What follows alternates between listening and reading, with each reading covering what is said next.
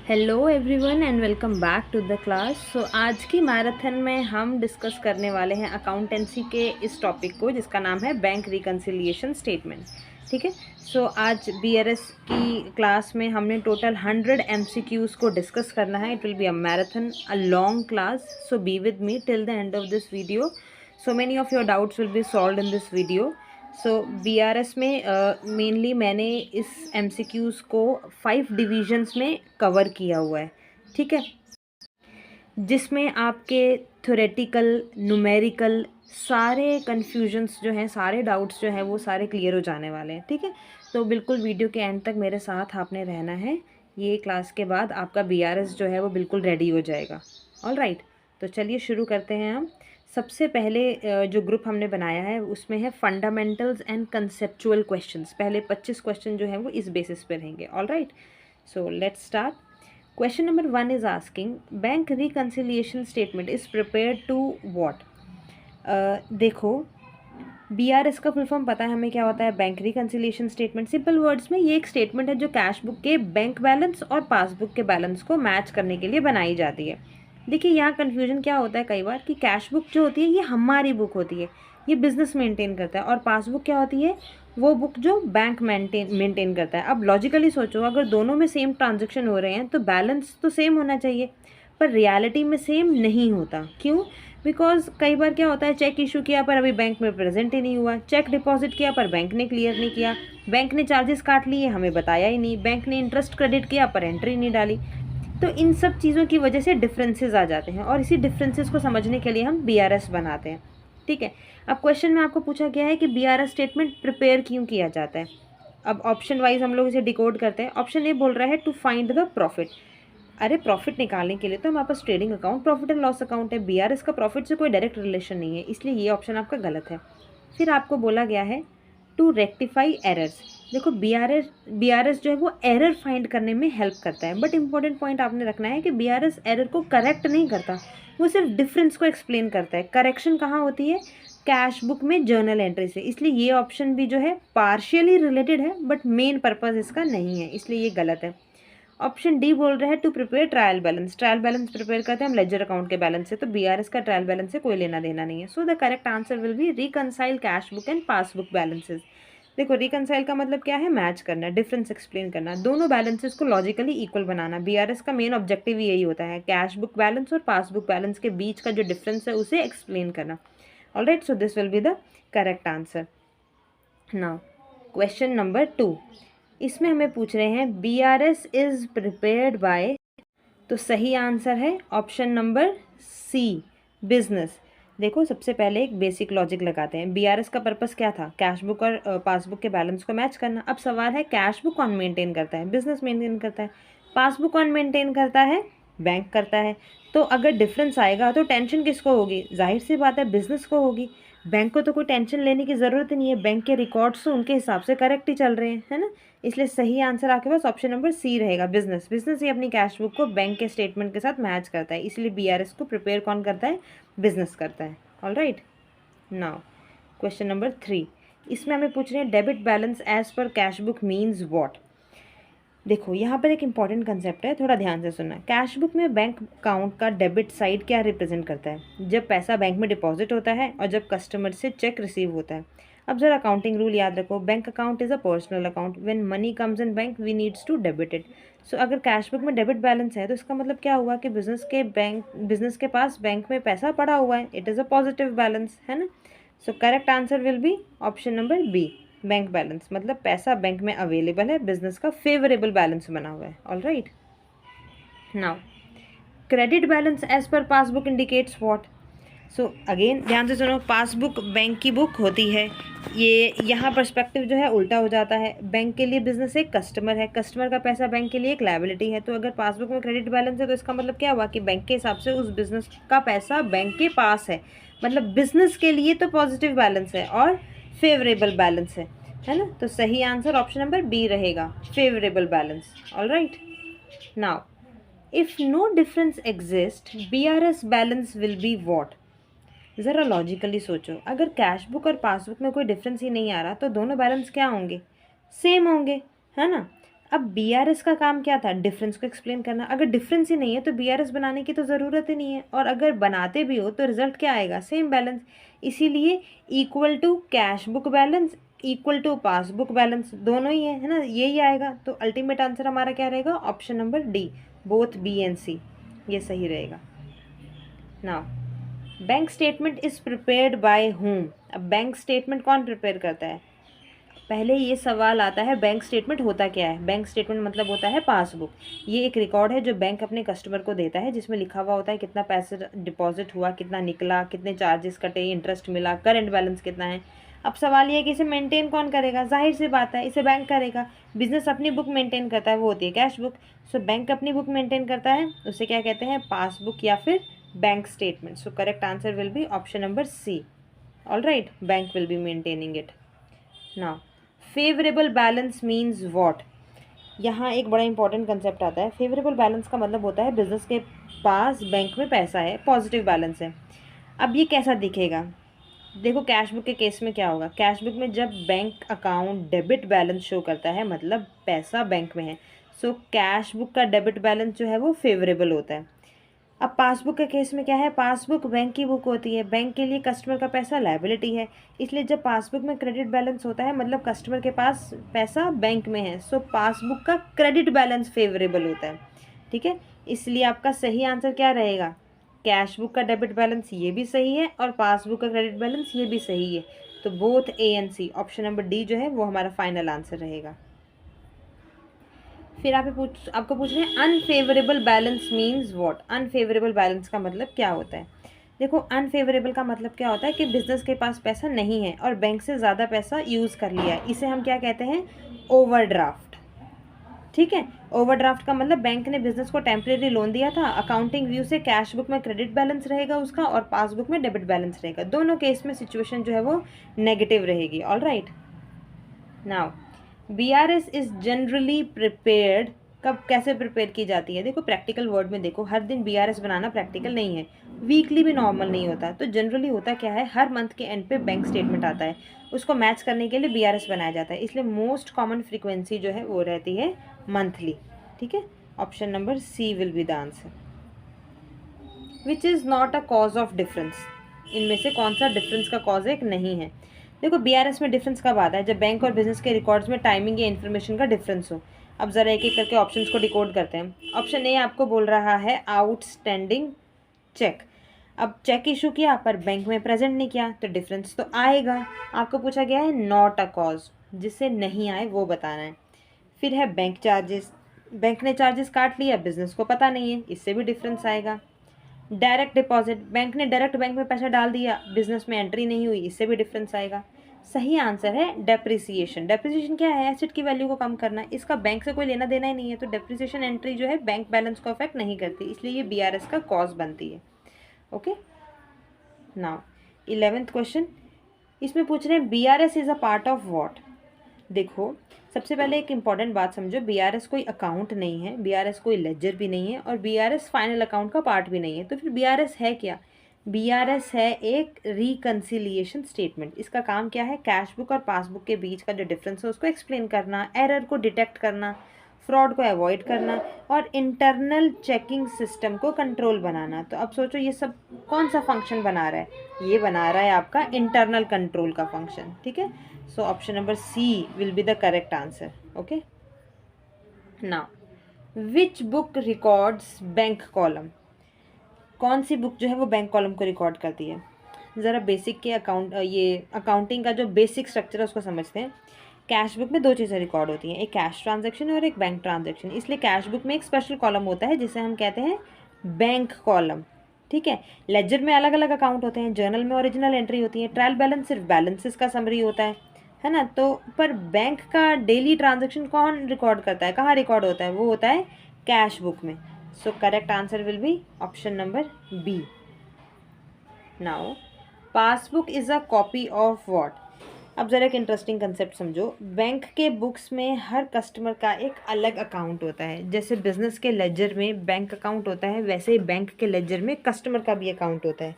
सो passbook क्या है, bank laser का कस्टमर को दिया गया कॉपी। सिंपल वर्ड्स में हम कह सकते हैं पासबुक क्या है, बैंक की लेजर एंट्री का प्रिंट वर्जन। ठीक है, तो सही आंसर क्या रहेगा, ऑप्शन नंबर बी, बैंक का ledger. Bank overdraft appears on the credit side of what. देखो, ओवरड्राफ्ट का मतलब क्या होता है, बैंक ने बिजनेस ने बैंक से ज़्यादा पैसा निकाल लिया। अब बिजनेस बैंक का डेटर बन गया, कैश बुक बिजनेस की बुक है, जब बैंक का पैसा यूज़ करते हैं तो बैंक अकाउंट क्रेडिट हो जाता है, इसलिए ओवरड्राफ्ट कैश बुक के क्रेडिट साइड में शो होता है। ठीक है, इसलिए सही आंसर आपका ऑप्शन ए रहेगा, cash book. A debit entry in the passbook means what. ज़रा याद रखो, पासबुक बैंक की बुक है, अगर पासबुक में डेबिट एंट्री है तो इसका मतलब बैंक ने कस्टमर का अकाउंट डेबिट किया। क्या डेबिट करता, कब डेबिट करता है वो देखो, जब कस्टमर चेक को इशू करता है, जब बैंक चार्जेस काटता है, जब ईएमआई को डिडक्ट करता है, मतलब कस्टमर का बैलेंस कम हो गया है ना। तो सही आंसर क्या रहेगा, option number A, bank has debited customer. All right, now BRS is prepared at the end of. देखो, क्या बीआरएस बनाना कंपलसरी है सिर्फ मंथ एंड पे, नहीं। कंसेप्ट को समझो, बीआरएस का पर्पस क्या होता है, कैश बुक और पासबुक को रिकनसाइल करना, डिफरेंस समझना, एरर्स डिटेक्ट करना। अब क्या ये काम सिर्फ मंथ एंड पे ही किया जा सकता है, नहीं।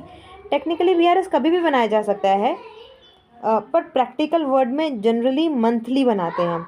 पर क्वेश्चन में पूछा गया है prepared at the end of, है ना, तो जर्नल रिस्ट्रिक्शंस नहीं है, इसलिए सही आंसर क्या रहेगा हमारा, सही आंसर रहेगा any time, option number D. All right, now फिर पूछ रहे हैं विच बैलेंस इज स्टार्टिंग पॉइंट। देखो, अब बीआरएस बनाते वक्त सबसे पहला स्टेप क्या होता है, किसी एक बैलेंस से स्टार्ट करना। हम क्या लिखते हैं, balance as per cash book या फिर बैलेंस एज पर पासबुक, मतलब स्टार्टिंग पॉइंट होता है कैश बुक का बैलेंस या फिर पासबुक का बैलेंस। ट्रायल बैलेंस से कभी भी स्टार्ट नहीं होता है ना, इसलिए सही आंसर क्या रहेगा, option number B, cash book या फिर पासबुक का बैलेंस, यही स्टार्टिंग पॉइंट होता है। BRS does not include what. BRS में क्या क्या आता है इसे समझो, outstanding cheque, deposits in transit, bank charges, interest, direct deposits और एरर्स, ये सब बैंक रिलेटेड आइटम्स हैं, है ना। तो अब गिवन ऑप्शंस में से सेल्स रिटर्न को ज़रा ध्यान से देखो। सेल्स रिटर्न क्या है, कस्टमर ने माल वापस कर दिया, इसका बैंक बैलेंस से कोई डायरेक्ट रिलेशन तो है नहीं। सेल रिटर्न की एंट्री सेल बुक में होती है, बैंक रिकन्सिलिएशन में नहीं होती है ना, इसलिए सही आंसर आपके पास ऑप्शन नंबर डी रहेगा। विच is not a timing difference. देखो, टाइमिंग डिफरेंस का मतलब क्या होता है, टाइमिंग डिफरेंस का मतलब है एंट्री दोनों जगह होगी पर अलग अलग टाइम पर होगी।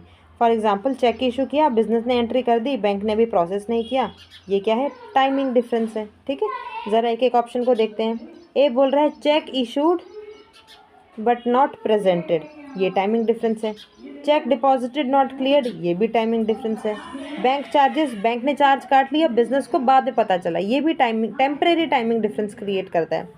बट ये जो फ्रॉड है, फ्रॉड टाइमिंग इशू नहीं है, ये तो इंटेंशनल रॉन्ग डूइंग है, इसलिए this is not the timing difference, so this will be the correct answer. Okay, फिर पूछ रहे हैं objective of BRS includes what.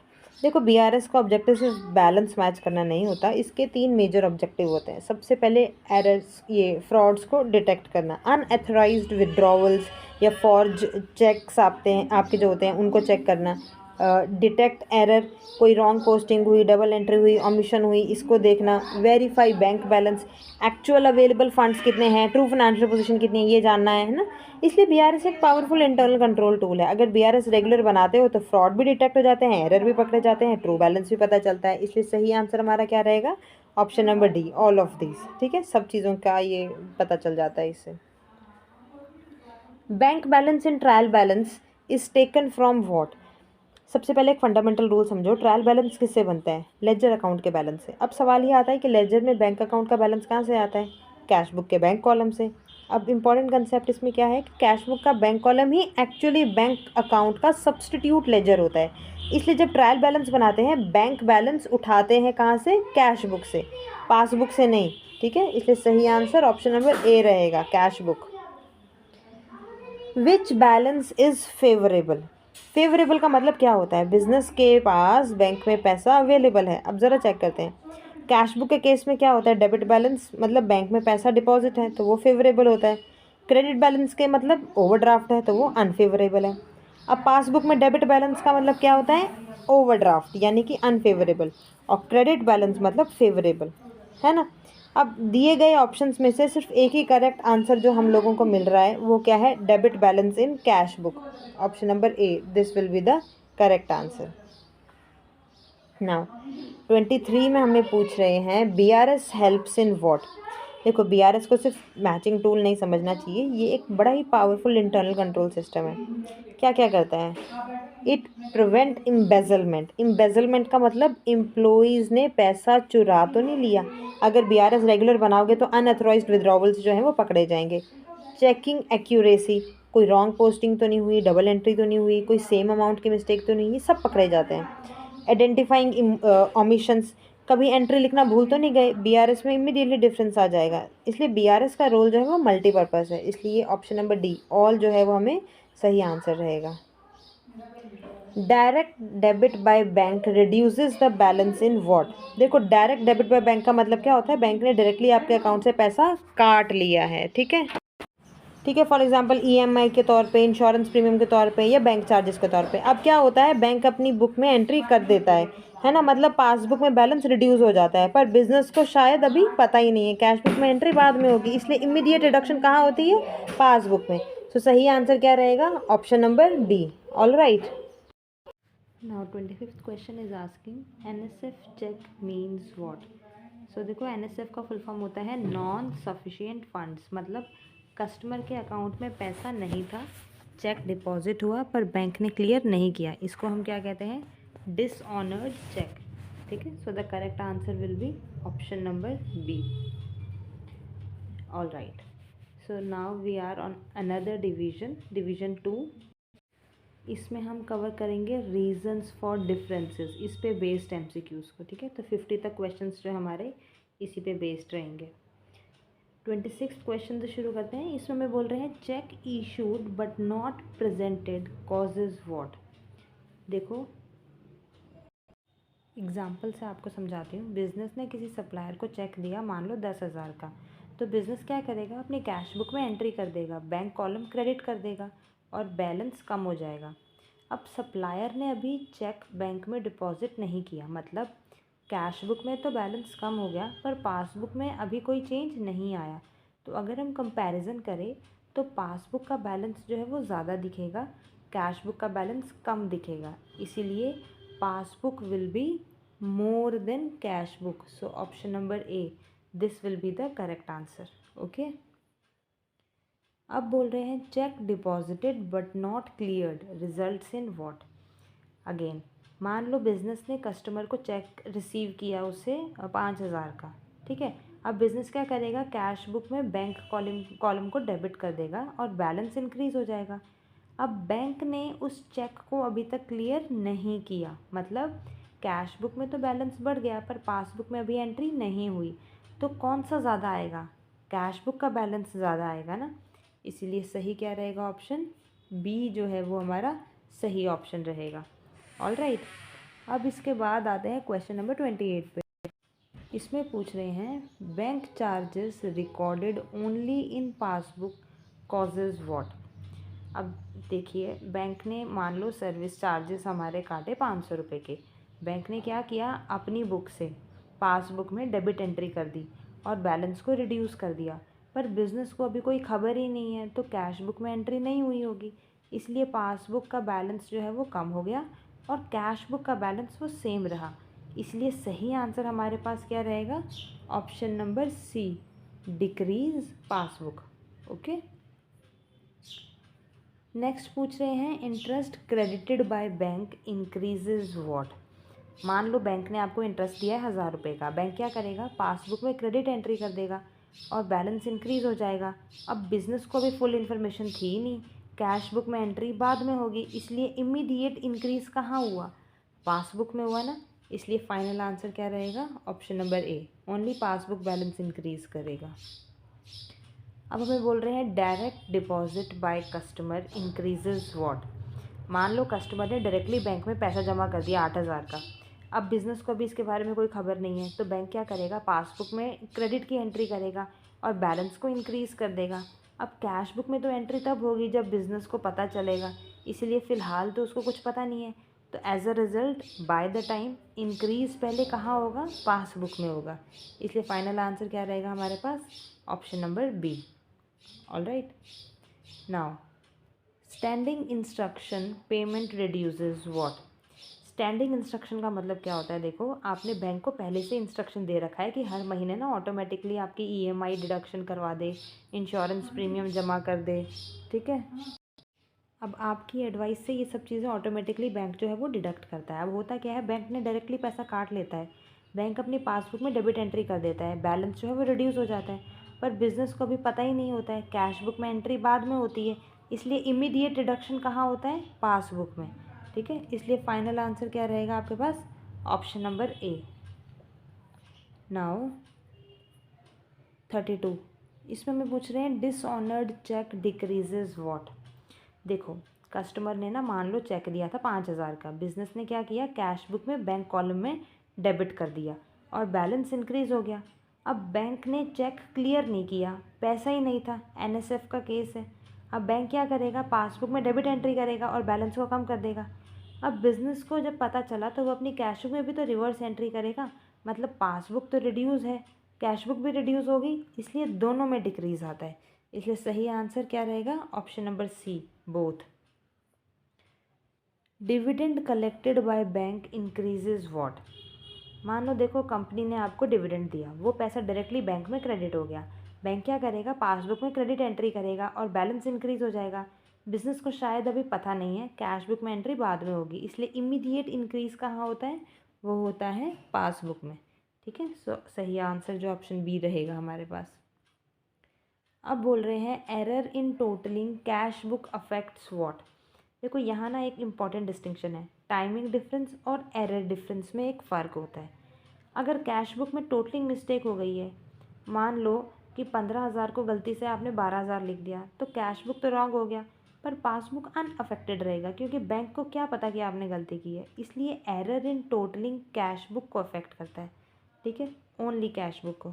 So option A, only cash book will be the correct answer. Now double entry in passbook causes what. अगर bank ने गलती से एक transaction को 2 बार रिकॉर्ड कर दिया तो उसे क्या कहलाया जाता है, ये होता है एरर बाय बैंक, और ये होता है टाइमिंग, और ये टाइमिंग डिफरेंस नहीं होता है, ठीक है। टाइमिंग डिफरेंस में तो एंट्री दोनों जगह होती है, बस टाइम का डिफरेंस रहता है, टाइम अलग रहता है। यहाँ पर क्या हुआ है कि बैंक ने गलती किया और बिजनेस ने सही एंट्री करी है, तो जब तक करेक्शन नहीं होता डिफरेंस जो है वो परमानेंट रहेगा, इसलिए इसे हम क्या कहते हैं, permanent difference. Okay, now 36 question, इसमें हमें पूछ रहे हैं bank charges omitted in cash book creates what. देखो मानो बैंक ने 500 रुपये के चार्जेस काट लिए, पासबुक में एंट्री तो हो गई, कैश बुक में एंट्री नहीं हुई क्योंकि बिजनेस को भी पता नहीं है। अब क्या सिचुएशन है कि एंट्री दोनों जगह होगी इवेंचुअली, बस टाइम का डिफरेंस रहेगा, इसलिए इसे हम क्या कहते हैं, टाइमिंग डिफरेंस, ठीक है। Option number A will be the answer. 37 बोल रहा है wrong debit in a passbook is what. देखो ज़रा पहले पर्सपेक्टिव समझो, पासबुक बैंक की बुक है, अगर पासबुक में गलत डेबिट एंट्री आ गई तो इसका मतलब क्या हुआ कि बैंक ने गलती की है। कस्टमर ने एंट्री सही, कस्टमर ने एंट्री अभी नहीं की, बैंक ने अपनी बुक में मिस्टेक की है, इसलिए ये जो है आपका, ये सिर्फ आपका बैंक एरर कहलाया जाएगा, ठीक है। Option A will be the answer. Cheque credited twice in passbook causes what. देखो सिचुएशन इमेजिन करो, कस्टमर ने 10,000 का चेक दिया, बैंक ने गलती से उसको 2 बार क्रेडिट कर दिया, तो क्या हुआ, बैंक बैलेंस जो है 20,000 से इंक्रीज़ हो गया, पर कैश बुक में तो सिर्फ 10,000 रिकॉर्ड हुआ है, इसलिए पासबुक का बैलेंस आर्टिफिशियली ज़्यादा हो जाएगा, है ना। इसलिए सही आंसर क्या रहेगा, option number A, increase in passbook. फिर हमें बोल रहे हैं credit side of passbook represents what. जब एक बात समझो, पासबुक जो है बैंक की बुक है, बैंक के लिए कस्टमर का पैसा होता है लायबिलिटी, क्योंकि बैंक को फ्यूचर में कस्टमर को पैसा वापस देना होता है, इसलिए जब पासबुक के क्रेडिट साइड में एंट्री होती है मतलब बैंक की लायबिलिटी में इंक्रीज़ आया। तो आपने याद रखना है जब पासबुक बोला जाए तो आपने बैंक का व्यू पॉइंट सोचना है, ठीक है। इसलिए A option, bank liability will be the correct answer. Now question 40, interest on overdraft is what. Overdraft का मतलब क्या है, बैंक ने पैसा, बिजनेस ने बैंक का पैसा यूज़ कर लिया। अब बैंक फ्री में तो पैसा देता नहीं, इंटरेस्ट लगाएगा, तो क्या करेगा बैंक, अकाउंट से इंटरेस्ट काट लेगा। पासबुक में डेबिट एंट्री करेगा और बैलेंस को रिड्यूस कर लेगा, इसलिए interest on overdraft always deducted होता है, ठीक है। Option number B. Now question 41, unrecorded direct deposit requires what.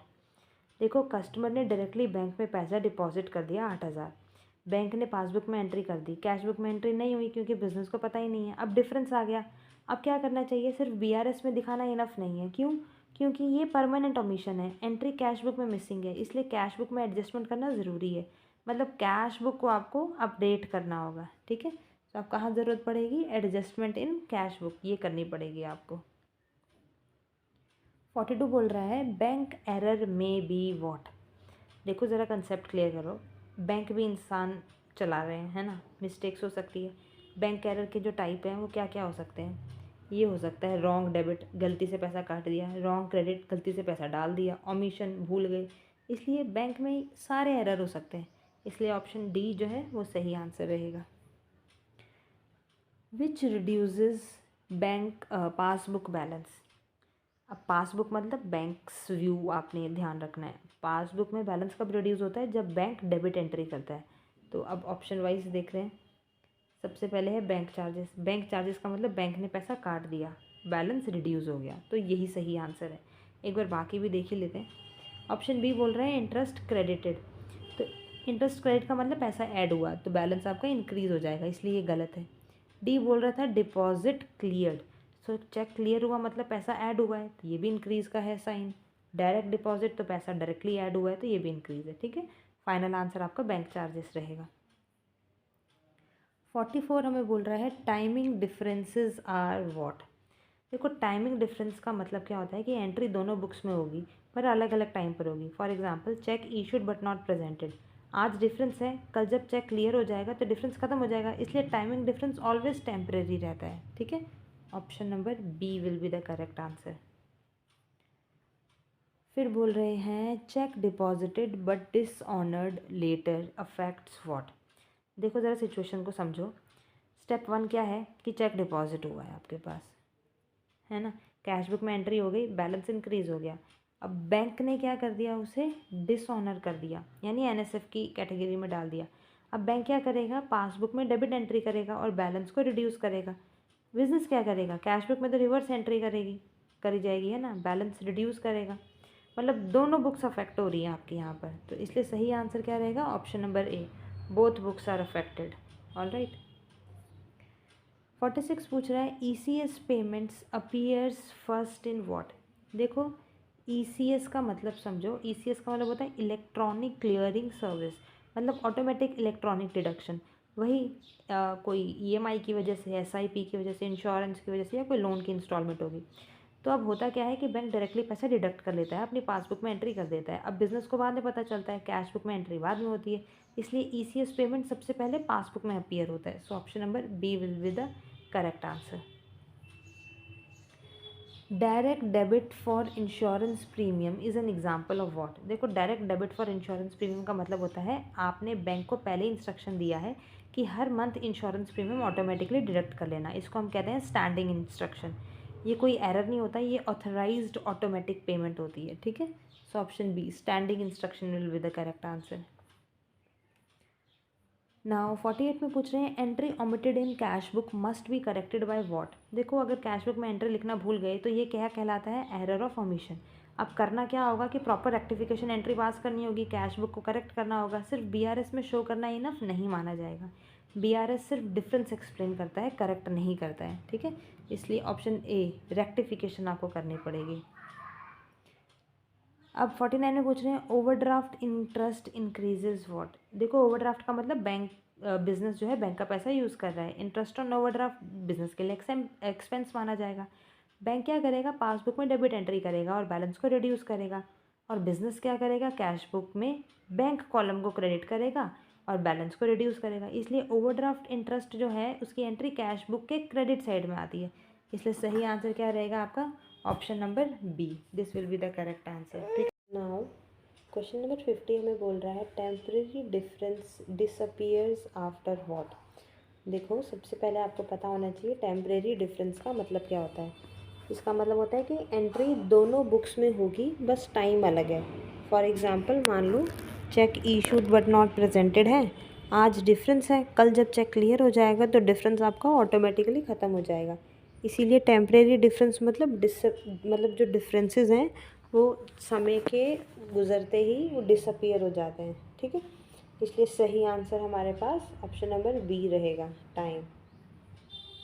Okay, so now we are on the third division, तीसरे सेगमेंट में हम पहुँचे हैं। इसमें इसमें जो क्वेश्चंस रहेंगे वो आपके न्यूमेरिकल्स टाइप के होंगे, ठीक है, और प्रीवियस ईयर क्वेश्चंस के भी टाइप रहेंगे। तो चलिए शुरू करते हैं हम 51 क्वेश्चन के साथ। इसमें हमें बोल रहे हैं कैश बुक बैलेंस 80,000, ठीक है, कैश बुक का बैलेंस हमें दिया हुआ है। अब सिचुएशन आगे क्या दी है, चेक इशूड 10,000 नॉट प्रेजेंटेड, 10,000 का आपने चेक इशू किया, प्रेजेंट नहीं किया, मतलब आपने अपना चेक फाड़ के जब दिया आपने अपनी कैश बुक में उसे माइनस कर दिया, पर बैंक वालों ने अभी तक उसे माइनस नहीं किया है। तो आपको बताना है कि पासबुक का बैलेंस जो है वो क्या रहेगा, ठीक है। तो चेक इशूड का केस है, मतलब कैश बुक में ऑलरेडी क्रेडिट हो चुका है, पासबुक में भी एंट्री नहीं हुई है। तो पासबुक का बैलेंस क्या रहेगा, देखो 80,000 आपके पास ऑलरेडी बैलेंस था और 10,000 कौन सा आ गया, चेक नॉट प्रेजेंटेड, तो टोटल कितना आ गया आपके पास 90,000, ठीक है। तो करेक्ट आंसर आपके पास ऑप्शन नंबर बी रहेगा, 90,000, ठीक है। नाउ क्वेश्चन नंबर 52, इसमें हमें पूछ रहे हैं पासबुक का बैलेंस दिया हुआ है 60,000, अब चेक डिपॉजिट किया है 6,000 का, कैश बुक में आपने प्लस कर दिया है पर बैंक वालों ने प्लस नहीं किया है, तो आपने कैश बुक का बैलेंस बताना है। तो कैश बुक में ऑलरेडी ऐड हो चुका है ये, पर पासबुक में ऐड नहीं हुआ है, इसीलिए अभी आपने कैश बुक का बैलेंस निकालना है। तो आप क्या करोगे, पासबुक वाले बैलेंस में क्या ऐड कर दोगे, वो चेक जो अभी क्लियर नहीं हुआ था। तो 6,000 60,000 में ऐड कर देंगे तो 66,000, ऑप्शन नंबर बी जो है वो हमारा करेक्ट आंसर आ जाएगा। ओके, नाउ क्वेश्चन नंबर 53, इसमें हमें क्या बोल रहे हैं, कैश बुक का ओवरड्राफ्ट दिया है 25,000, बैंक चार्जेस हैं 1,000 जो आपने रिकॉर्ड ही नहीं किए हैं, आपको एडजस्टेड कैश बुक ओवरड्राफ्ट कितना आएगा वो बताना है।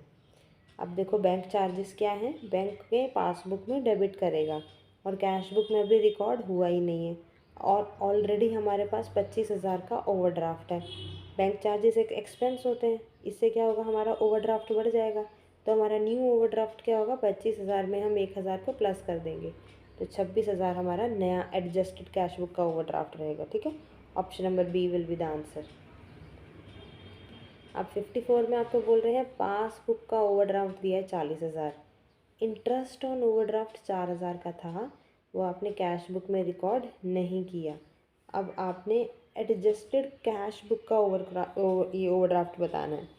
अब देखो इंटरेस्ट ऑन ओवरड्राफ्ट का क्या ट्रीटमेंट होता है कि बैंक पासबुक में डेबिट करेगा इसको और कैश बुक में अभी एंट्री हुई नहीं है, तो एज अ रिज़ल्ट ओवरड्राफ्ट क्या होगा, और बढ़ेगा।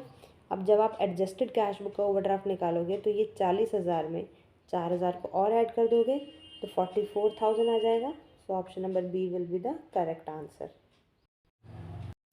नाउ 55, इसमें हमें बोल रहे हैं कैश बुक का बैलेंस दिया हुआ है 1,00,000, अब डायरेक्ट डिपॉजिट जो है वो हुआ था 5,000 का और वो भी रिकॉर्ड नहीं हुआ है। आपने एडजस्टेड बैलेंस कितना है वो फाइंड आउट करना है। ऑल राइट, अब देखो डायरेक्ट डिपॉजिट की क्या ट्रीटमेंट होगी, बैंक ने पासबुक में उसे क्रेडिट कर दिया है पर कैश बुक में एंट्री नहीं हुई है, इसलिए कैश बुक में अब आपको ऐड करना पड़ेगा। तो न्यू बैलेंस कितना होगा, इस 1,00,000 पे 5,000 को ऐड कर दोगे, 1,05,000 जो है आपका सही आंसर हो जाएगा। ठीक है, समझ में आ रहा है। तो ये न्यूमेरिकल क्वेश्चन है, पहले कंसेप्ट समझना है फिर आपने कैलकुलेशंस करनी है। नाउ 56 क्वेश्चन, इसमें हमें क्या बोल रहे हैं, पासबुक का बैलेंस हमें दिया हुआ है 75,000, अब स्टैंडिंग इंस्ट्रक्शंस हमने दी हुई है 5,000 के लिए, बट वो रिकॉर्ड नहीं हुई है, तो आपने कैश बुक का एडजस्टेड बैलेंस निकालना है।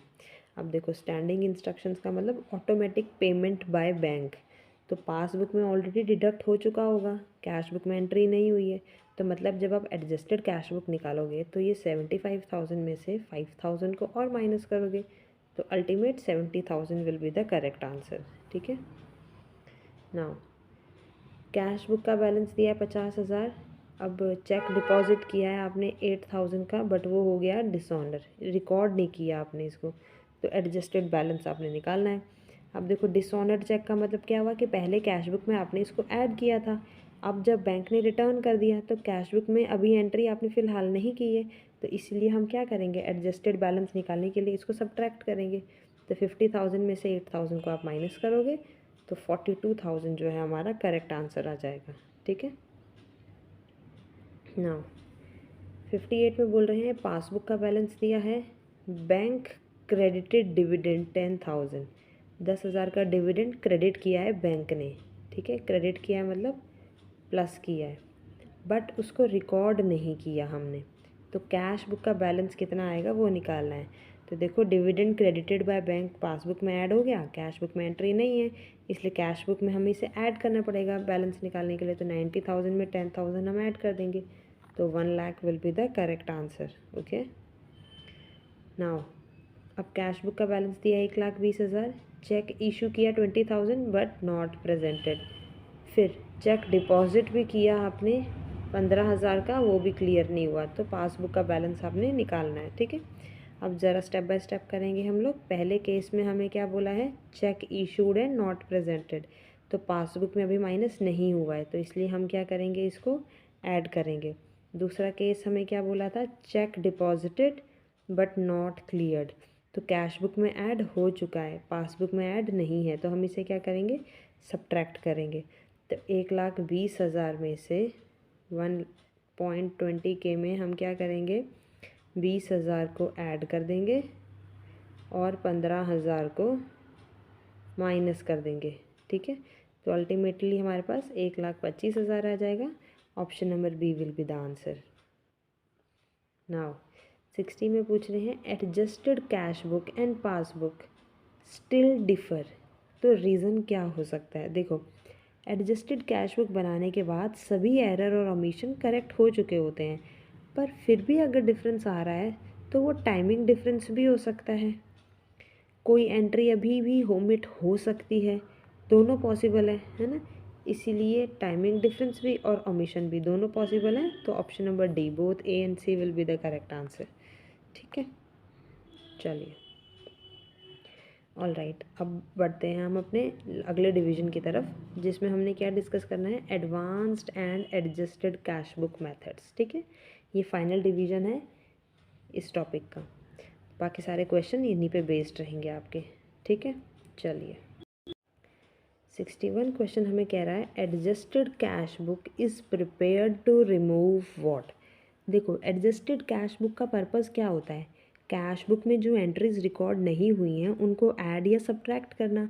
अब टाइमिंग डिफरेंस को एडजस्टेड कैश बुक में टच हम नहीं करते हैं, इसलिए सही आंसर क्या रहेगा गिवन ऑप्शन में से आपका, option number B, unrecorded entries. All right. Now 62 बोल रहे हैं while preparing adjusted cash book which is ignored. देखो सही आंसर इसमें हमारे पास है option number C, outstanding cheque. Outstanding cheque क्या होता है, cheque issued but not presented, ये एक टाइमिंग डिफरेंस है, ये ऑलरेडी कैश बुक में रिकॉर्ड हो चुका है, एडजस्टेड कैश बुक में आते हैं सिर्फ अनरिकॉर्डेड एंट्रीज। ठीक है, इसलिए आउटस्टैंडिंग चेक को हम लोग इग्नोर करते हैं। अब 63 हमें क्या पूछ रहा है, कैश बुक का डेबिट बैलेंस है 50,000, बैंक चार्जेस हैं 2,000, इंटरेस्ट क्रेडिटेड है 3,000 but not recorded, adjusted balance आपने फाइंड आउट करना है। तो शुरू करते हैं हम स्टेप बाय स्टेप। सबसे पहले हमारे पास स्टार्टिंग बैलेंस कितना है, 50,000 का। अब बैंक चार्जेस जो हैं वो हमारे एक्सपेंस हैं, तो उसको हम माइनस करेंगे, 2,000 को हमने माइनस कर दिया। ठीक है, फिर उसके बाद इंटरेस्ट क्रेडिटेड है, ये हमारी इनकम है, इसको हम ऐड करेंगे तो प्लस 3,000 कर देंगे, अल्टीमेटली कितना रह गया हमारे पास, 51,000। सो option number A will be the correct answer. Now 64 में हमें क्या पूछ रहे हैं, देखो 64 में हमें बोल रहे हैं कैश बुक का ओवरड्राफ्ट दिया है 30,000, डायरेक्ट डिपॉजिट 5,000 का है, बैंक चार्जेस है 1,000 that are not recorded. Adjusted balance आपने फाइंड आउट करना है, ठीक है।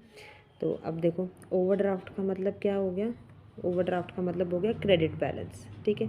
सो सबसे पहले आपके पास डायरेक्ट डिपॉजिट है 5,000 के, तो बैंक ने पैसा ऐड किया होगा तो आपका ओवरड्राफ्ट जो है वो कम हो जाएगा। तो 30,000 से आप 5,000 को माइनस कर दोगे। फिर उसके बाद बात आती है बैंक चार्जेस की। तो बैंक चार्जेस क्या है, एक्सपेंस, इससे हमारा ओवरड्राफ्ट बढ़ जाएगा तो 1,000 को हम ऐड कर देंगे। तो अल्टीमेटली कितना रह गया ये 26,000। सो 26,000 का overdraft, this will be the correct answer, ठीक है। ओवरड्राफ्ट में हमने उल्टा चलना होता है, याद रखना है आपने। अब 65 पूछ रहे हैं विच item is not entered in adjusted cash book. देखो सबसे पहले आपके पास बैंक चार्जेस दिए हैं, ये अनरिकॉर्डेड है, एंटर करेंगे। इंटरेस्ट ऑन ओवरड्राफ्ट अनरिकॉर्डेड है, इसको एंटर करेंगे। डायरेक्ट क्रेडिट अनरिकॉर्डेड है, इसको एंटर करेंगे। ये जो आपके पास आ रहा है cheque issued but not presented, already ये कैश बुक में रिकॉर्डेड है, सिर्फ टाइमिंग डिफरेंस है, एडजस्टेड कैश बुक में ये नहीं आएगा। So option number C will be the correct answer. All right, now 66 बोल रहा है अगर एडजस्टेड कैश बुक 80,000 का बैलेंस दिखा रहा है और आउटस्टैंडिंग चेक 10,000 के हैं तो पासबुक का बैलेंस कितना आएगा आपने वो बताना है। देखो आउटस्टैंडिंग चेक मतलब check issued but not presented, तो कैश बुक में ये ऑलरेडी डिडक्ट हो चुका है, पासबुक में भी डिडक्ट नहीं हुआ है, इसलिए पासबुक के बैलेंस में हम 80,000 में 10,000 को ऐड कर देंगे। So 90,000 will be the correct answer, right? Now, adjusted cash book eliminates the needs of adjusting what? देखो adjusted cash book बनाते वक्त सभी unrecorded entries करेक्ट कर ली जाती हैं, इसीलिए unrecorded entries के लिए अलग से एडजस्टमेंट नहीं करना पड़ता। टाइमिंग डिफरेंस तो वैसे भी एडजस्टेड कैश बुक में नहीं आते, तो सही आंसर हमारे पास ऑप्शन बी रहेगा, unrecorded entries. Now cash book 60,000 का बैलेंस दिया है, अब बोल रहे हैं बैंक रॉन्गली डेबिटेड 5,000, गलती से 5,000 डेबिट कर दिया, तो इसका ट्रीटमेंट क्या होगा। देखो ये गलती किसने करी है, बैंक ने की है, तो ये बैंक एरर है, और बिजनेस ने कोई एंट्री ऑमिट नहीं की, गलती तो बैंक की है, इसलिए एडजस्टेड कैश बुक में एंट्री नहीं होगी, सिर्फ BRS में एडजस्ट करेंगे, ठीक है। So option number D, enter in BRS only will be the correct answer, ठीक है। आपको ट्रीटमेंट पूछ रहे थे ना क्या होगा, तो BRS में एंट्री करेंगे हम इसको। नाउ 69 बोल रहा है if bank credit twice 2,000 effect on adjusted cash book will be what. Bank ने गलती से 2 बार क्रेडिट कर दिया, ये भी बैंक एरर है, बिजनेस ने तो कोई ओमिशन नहीं की, इसलिए एडजस्टेड कैश बुक में कुछ नहीं करेंगे, सिर्फ BRS में करेक्ट करेंगे। सो गिवन ऑप्शंस में से इग्नोर जो है वो सही ऑप्शन है आपके पास, ठीक है। Meaning ignore in cash adjusted cash book, BRS में तो ये एडजस्ट होगा, कंप्लीट इग्नोरेंस नहीं कहना चाहते हैं यहाँ पर, ठीक है। 70 में बोल रहे हैं ओवरड्राफ्ट 50,000 का दिया है, फिर इंटरेस्ट 5,000 का है और चार्जेस 2,000 के हैं जो रिकॉर्ड नहीं किए हैं, आपने एडजस्टेड ओवरड्राफ्ट निकालना है, कितना आएगा।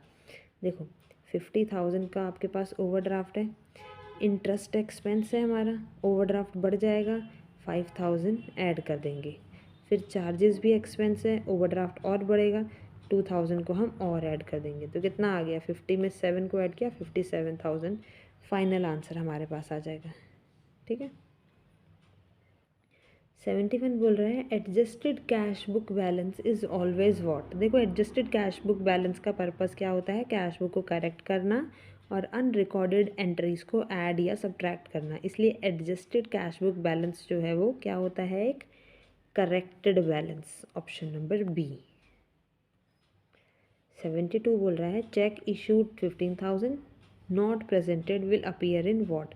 देखो चेक इशूड करते वक्त कैश बुक में तो ऑलरेडी एंट्री हो गई है, पासबुक में अभी एंट्री नहीं हुई है, तो ये क्या कहलाई जाती है, टाइमिंग डिफरेंस, और timing difference adjusted cash book में नहीं आते, सिर्फ BRS में आते हैं। So option number B will be the correct answer. 73 बोल रहा है direct credit recorded in passbook requires what. देखो डायरेक्ट क्रेडिट का मतलब बैंक ने पैसा ऐड किया, कैश बुक में एंट्री नहीं हुई, तो कैश बुक में पैसा इंक्रीज़ करना है और बैंक कॉलम का डेबिट साइड इंक्रीज़ होता है, तो इसीलिए सही answer option A, debit in adjusted cash book will be the answer. 74 बोल रहा है बैंक चार्जेस रिक्वायर्स व्हाट। देखो बैंक चार्जेस क्या होते हैं, एक्सपेंस। एक्सपेंस एंट्री का रूल क्या होता है कि बैंक कॉलम क्रेडिट साइड में जाता है और बैलेंस रिड्यूस करता है, इसलिए एडजस्टेड कैश बुक में हम इसे क्या करेंगे, credit, option B. Interest credited requires what. देखो इंटरेस्ट क्रेडिटेड बाय बैंक क्या है, बिजनेस के लिए इनकम, और बैंक बैलेंस इंक्रीज होता है, कैश बुक में बैंक कॉलम डेबिट साइड में एंट्री होगी, है ना। सो option number A, debit in adjusted cash book will be the answer. Alright, now numerical है, कैश बुक 1 लाख दिया हुआ है, डायरेक्ट क्रेडिट 10,000 का आया, बैंक चार्जेस 2,000 के हैं, इंटरेस्ट ऑन ओवरड्राफ्ट जो है वो 3,000 का है, एडजस्टेड बैलेंस आपने निकालना है। शुरुआत करते हैं कैश बुक से। 1 लाख आपको दिया हुआ है, डायरेक्ट क्रेडिट हुआ 10,000, इसको ऐड कर देंगे, बैंक चार्जेस 2,000 माइनस कर देंगे, फिर इंटरेस्ट ऑन ओवरड्राफ्ट के 3,000 को माइनस कर देंगे, तो करेक्ट आंसर कितना हो जाएगा आपकी पूरी कैलकुलेशन के बाद, 1,05,000, ऑप्शन नंबर ए। ऑलराइट, नाउ 77 बोल रहे हैं adjusted cash book is prepared before what. देखो पहले कैश बुक को करेक्ट करते हैं, फिर करेक्टेड बैलेंस से बीआरएस बनाते हैं, इसलिए adjusted cash book final BRS से पहले बनती है, so option A will be the answer. Which causes permanent difference. Permanent difference किसकी वजह से आता है, देखो ये जो आउटस्टैंडिंग चेक है और जो डिपॉजिट इन ट्रांजिट है, ये होते हैं टाइमिंग डिफरेंस की सिचुएशन, ये टेम्परेरी डिफरेंस लेकर आते हैं। रॉन्ग डेबिट बाय बैंक, ये जो एरर है ये जब तक करेक्ट नहीं होता तो डिफरेंस रहेगा, इसलिए ये परमानेंट डिफरेंस कैटेगरी में आता है, टाइमिंग डिफरेंस में नहीं आता है। सही आंसर ऑप्शन बी रहेगा हमारे पास। ओके, 79 बोल रहा है if bank error exist it is shown in what. देखो बैंक एरर बिजनेस की मिस्टेक नहीं होती, इसलिए एडजस्टेड कैश बुक में एंट्री नहीं होती, ये सिर्फ बीआरएस में ही रिफ्लेक्ट करती है, so option B is the answer. 80 पूछ रहा है कैश बुक ओवरड्राफ्ट दिया है 40,000, डायरेक्ट क्रेडिट 5,000 का आ गया, इंटरेस्ट 3,000 का है, एडजस्टेड बैलेंस आपने निकालना है, तो 40,000 स्टार्टिंग बैलेंस है, 40,000 का ओवरड्राफ्ट है, याद रखना। डायरेक्ट का क्रेडिट हुआ तो ओवरड्राफ्ट कम हो गया, 5,000 माइनस कर देंगे, इंटरेस्ट ओवरड्राफ्ट बढ़ जाएगा, 3,000 को ऐड कर देंगे, तो अल्टीमेट आंसर कितना रह गया, 38,000, और वो भी ओवरड्राफ्ट, ऑप्शन नंबर ए। ओके, ऑलराइट, अब 5th डिवीज़न आती है, उसी का ही आगे एक्सटेंशन है ये, इसमें advanced and adjusted cash book methods के क्वेश्चंस हैं, ठीक है। नाउ 81 में हमें क्या बोल रहे हैं, कैश बुक का बैलेंस दिया है 1.5 लाख, बैंक चार्जेस हैं 2,000, interest credited 5,000 not recorded, outstanding cheques जो हैं 20,000 के हैं, पासबुक का बैलेंस आपने फाइंड आउट करके बताना है। सबसे पहले शुरुआत कैश बुक के बैलेंस से करेंगे, तो 1.50 के 1.5 लाख आपको कैश बुक का दिया हुआ है। अब अनरिकॉर्डेड वाले इसमें कौन कौन सी ट्रांजेक्शन्स हैं, अनरिकॉर्डेड वाली आपके पास है एक बैंक चार्जेस 2,000 और इंटरेस्ट क्रेडिटेड 5,000, ये अनरिकॉर्डेड वाले हैं, और ये जो आउटस्टैंडिंग चेक है 20,000, ये कौन सा है, टाइमिंग एरर है ना। तो आप सबसे पहले आप क्या करोगे, 1.5 लाख में आप बैंक चार्जेस जो थे 2,000 उसको माइनस कर दोगे, इंटरेस्ट क्रेडिटेड जो है 5,000 इसको ऐड कर दोगे, ठीक है। फिर बात आती है आउटस्टैंडिंग चेक की, तो आउटस्टैंडिंग चेक को हम पासबुक में ऐड कर देंगे, 20,000 को ऐड कर देंगे। अब कैलकुलेट करके फाइनल आंसर हमारा यही रहेगा, ठीक है। नाउ 82 क्वेश्चन, इसमें हमें क्या बोल रहे हैं, देखो ये हमें बोल रहा है कैश बुक का ओवरड्राफ्ट दिया हुआ है, डायरेक्ट डिपॉजिट दिया हुआ है, इंटरेस्ट ऑन ओवरड्राफ्ट दिया हुआ है, दैट इज़ नॉट रिकॉर्डेड, और फिर बोल रहे हैं चेक डिपॉजिटेड 15,000, ये भी क्लियर नहीं है, पासबुक का बैलेंस आपने कैलकुलेट करके बताना है, ठीक है। तो सबसे पहले देखो शुरुआत में हमारे पास क्या है, 60,000 का ओवरड्राफ्ट है। अब सबसे पहले हमारे पास डायरेक्ट डिपॉजिट हुआ 10,000 का, जिस वजह से हमारा ओवरड्राफ्ट कम हो जाएगा, 10,000 को हम माइनस कर देंगे। फिर इंटरेस्ट चार्ज हुआ है ओवरड्राफ्ट के ऊपर, इस खर्चे की वजह से हमारा ओवरड्राफ्ट बढ़ जाएगा, तो 4,000 हम ऐड कर देंगे, ठीक है। उसके बाद आता है चेक डिपॉजिट हो गए हैं 15,000 के, पर क्लियर नहीं हुए, पासबुक में अभी ऐड नहीं किया, इसलिए अगेन हमारा ओवरड्राफ्ट जो है वो इंक्रीज़ हो जाएगा, तो 15,000 को हमने और ऐड कर दिया। तो सारी कैलकुलेशन करने के बाद जो नेट आंसर होगा वो हमारे पास ओवरड्राफ्ट में आंसर होगा। ऑलराइट, कैलकुलेशन आप खुद कर लेना।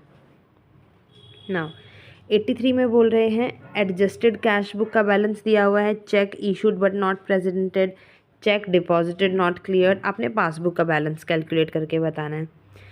तो आप सबसे पहले ये देखो, याद रखना है आपने कि जो हमारे आउटस्टैंडिंग चेक्स होते हैं उनको क्या करना है, हमने ऐड करना है, और डिपॉजिटेड बट नॉट क्लियर्ड इसको हमने सब्ट्रैक्ट करना है। तो 80,000 में से हम ऐड कर देंगे आउटस्टैंडिंग चेक को, यानी 12,000 को, सब्ट्रैक्ट कर देंगे किसको, डिपॉजिटेड बट नॉट क्लियर्ड को, दैट इज़ 8,000। तो फाइनल आंसर हमारे पास आ जाएगा balance as per passbook. Okay, फिर 84 में हमें क्या बोला हुआ है, कैश बुक का बैलेंस दिया हुआ है, फिर बोल रहे हैं बैंक ने गलती से डेबिट कर दिया, फिर इंटरेस्ट क्रेडिट हुआ था वो रिकॉर्ड नहीं किया, आउटस्टैंडिंग चेक है, ठीक है, पासबुक का बैलेंस कैलकुलेट करके बताना है। तो शुरुआत हम लोग कर रहे हैं कैश बुक के बैलेंस के साथ।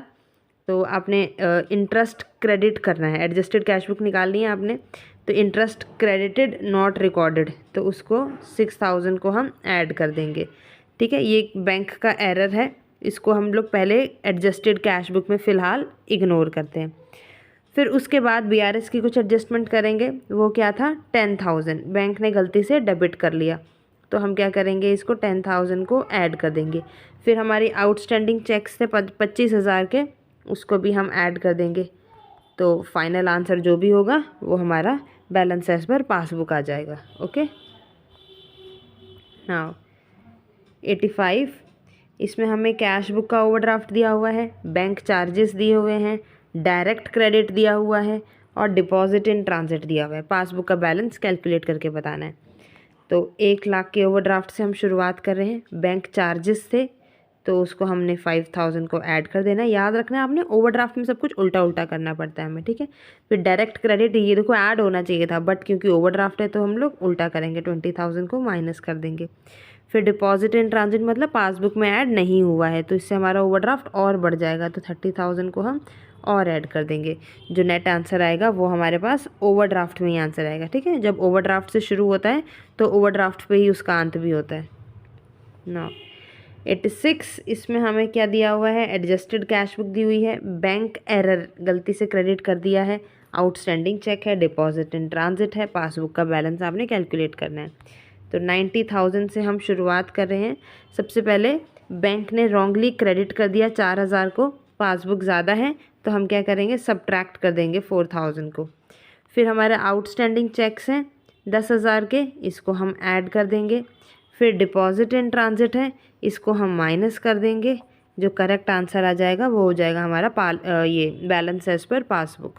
Okay, now 87, again cash book का दिया हुआ है बैलेंस हमको, डायरेक्ट डेबिट कर दिया है बैंक ने, फिर क्रेडिट भी कर दिया इंटरेस्ट, फिर हमने चेक इशू किया था इधर से, पर वो उधर से प्रेजेंट नहीं हुआ है, पासबुक का बैलेंस कैलकुलेट करना है। तो 75,000 एज पर कैश बुक हम शुरुआत कर रहे हैं इसके साथ। तो बैंक ने डायरेक्टली डेबिट कर दिया, माइनस कर देंगे 5,000 को।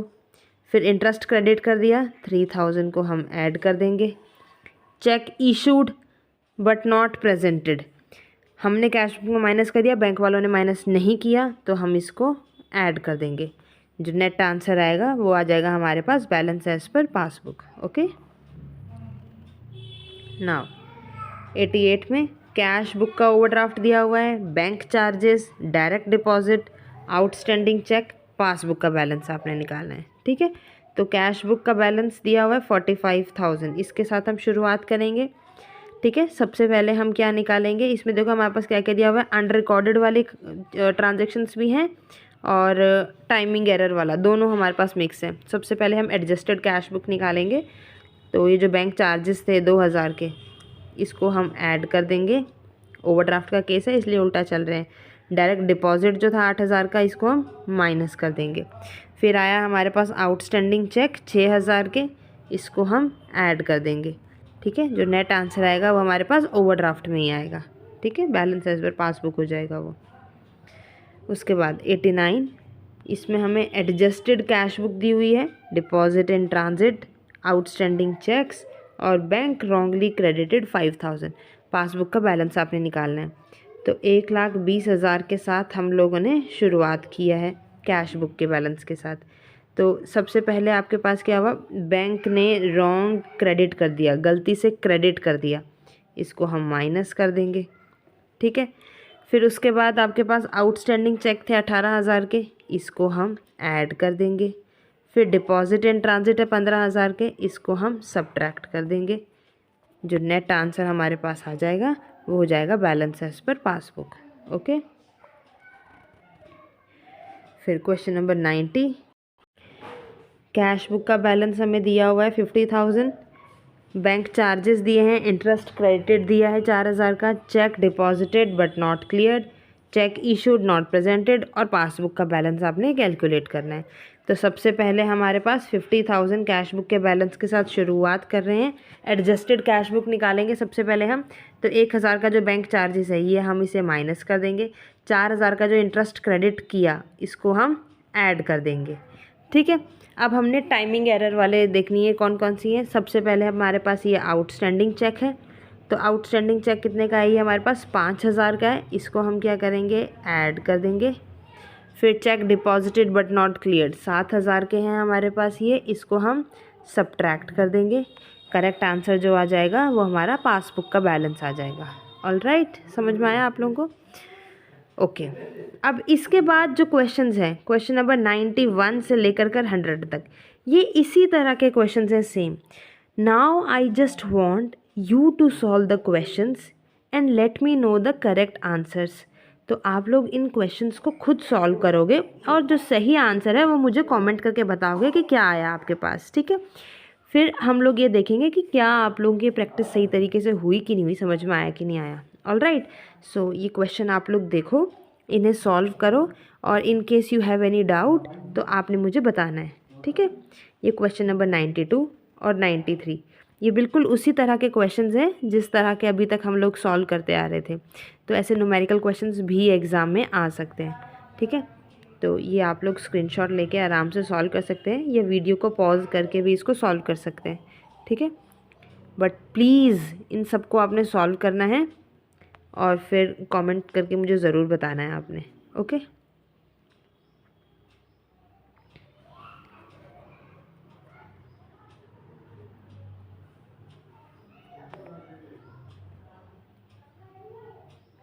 That's it. तो ये थे हमारे आज के BRS के 100 MCQs। अब हम मिलते हैं एक नई वीडियो में नए टॉपिक के साथ। अगर कोई स्पेसिफिक टॉपिक आप चाहते हैं डिस्कस करना तो मुझे ज़रूर बताना। ठीक है, till then take care and happy learning.